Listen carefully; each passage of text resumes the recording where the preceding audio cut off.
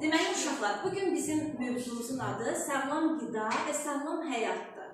Bildiyiniz kimi, sağlam bədəndə sağlam da ruh olar. Biz sağlam qidalanmalıyıq ki, sağlam ruhumuz olsun və enerji tələbatımızı sağlam qidalanmaqla həyata keçirə bilək. Siz deyə bilərsinizmi? Biz necə edək ki, sağlam qidalanaq? Yəni, nə məlumat verə bilərsiniz bu barədə? Buyur, Səadət. Sağlam həyat üçün sağlam qidalanmaq lazımdır. Sağlam həyat keçirmək lazımdır. Oturaq həyat tərzindən daha az istifadə etmək lazımdır. Bəli, tamamilə doğrudur. Sağlam qidalanmaq üçün mütləq bu şərtlərə riayət etmək lazımdır. Əyləş. Deməli, meyvə və tərəvəz qəbul etməliyik. Bax, kim deyər? Deməli, buyur qızım, sən... Burada, yəni orada Çində buna yapı oturması da deyilir. Türkiyədə isə fabrika oturması adlanır. Bu xurmanın əsas tərkibi karbohidratlardır, zülallardır, magneziumdur, sonra xeyli sayda turşular da vardır bu xurmanın içində. Bu xurma içində A, C vitaminləri də vardır və insan üçün də çox xeyirlidir. Bəli, çox faydalıdır. Çox sağ olun. Gəlin yoldaşınıza almışdılar.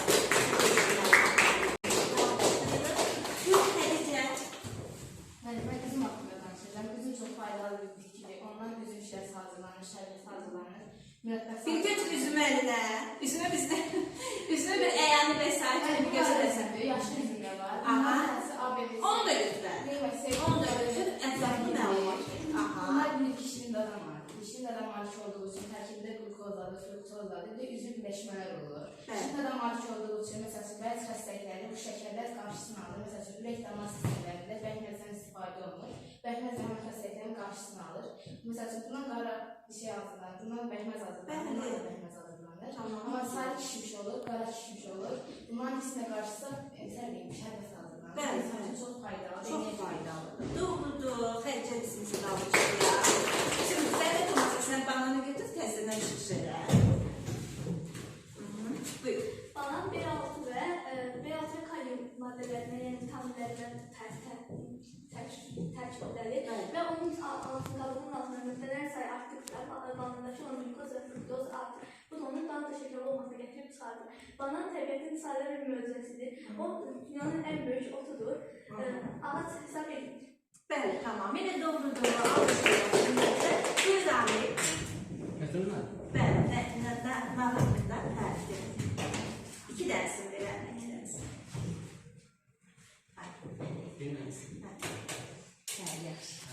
Mən sən haqqında danışacağım. Nar insanın tərkibində çox müəyyən rollar oynayır. Nar əsasən insanın qan damar sistemində müəyyən rol oynayır.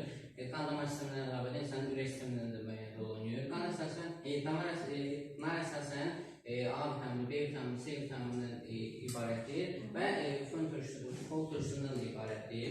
Sonra damarın qana və ürək sistemində də müəyyən təsirlər var. Amma bunlardan əlavə, məsələn, həzm sistemində də nar müəyyən rol oynayır. Sonra qanın vitaminlərini dedik. B vitamini, B vitamini də B1 vitamini, B2, B3 və B6 vitaminlərindən ibarətdir. Tamamilə doğrudur. Çox sağ olun. Deməli, qozun faydaları, hansı ki, ürək xəstəlikləri olan insanlarda qoz turşularla zəngindir. Ürək xəstəlikləri olan insanlarda omega 3 turşusu lazımdır ki, hansı ki, bu qozda tapılır. Bundan əlavə, gündə bir qədər qoz yemək insanlar üçün çox faydalıdır. Çünki qozun tərkibində olan o turşular zəngindir. Hətta ki, bu turşular vasitəsilə də beyin yaxşılaşır, hətta güclənə bilir. Gündə bir ovuc qoz yemək insan üçün çox faydalıdır. Bundan artıq yedikdə isə insanda kilo çəkisi artımı baş verir. Amma bundan əlavə insanlar qozun qabığını arxalamaq üçün də daha çox istifadə edirlər.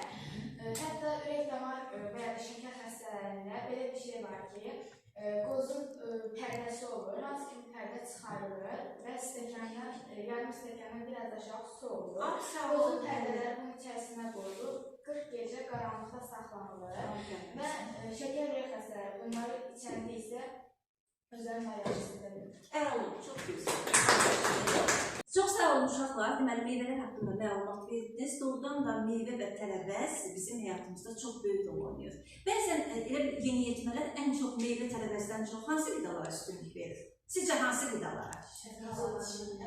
Paket içərisində olan qidalardır ki, cipsi deyirsiniz, kola deyirsiniz, fanta deyirsiniz. O müxtəlif bəli, bunların üzərindən nə edirik biz? Bir xət çəkirik. Düzdür, biz nə qədər desək də uşaqlar nədərsə ona meyil göstərir. Amma qətiyyən olmaz.